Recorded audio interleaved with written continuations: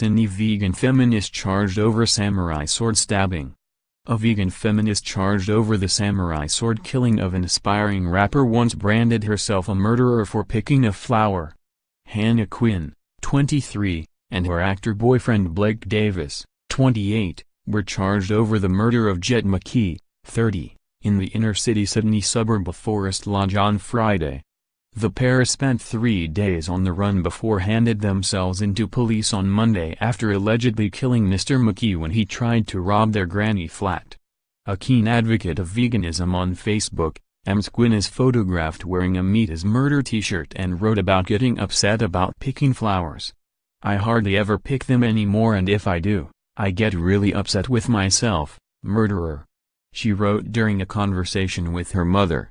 Ms. Quinn's mother Megan said she was proud of how her daughter was coping behind bars, although her lawyer painted a different picture.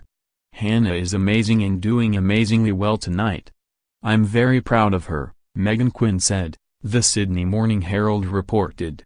But Ms. Quinn's solicitor Lauren McDougall told reporters outside court on Tuesday her client was very distressed. It's her first time in jail.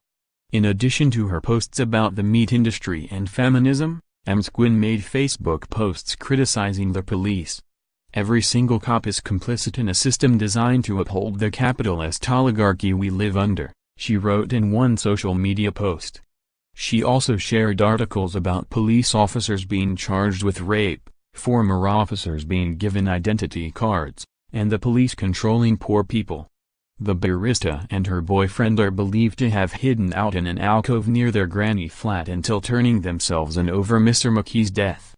Mr. McKee, whose stage name was Spiz, allegedly broke into their home wearing a balaclava and armed with knuckle dusters and a replica gun about 1 p.m. on Friday.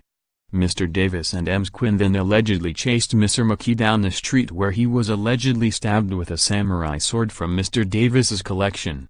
A neighbor who lived in the apartment next door to the granny flat in Forest Lodge said he heard a woman running down the street screaming, "What the F are you doing?" He said he rushed outside expecting to see a domestic dispute unfolding. "Then I saw 2 people, both running back, from the alleged murder scene.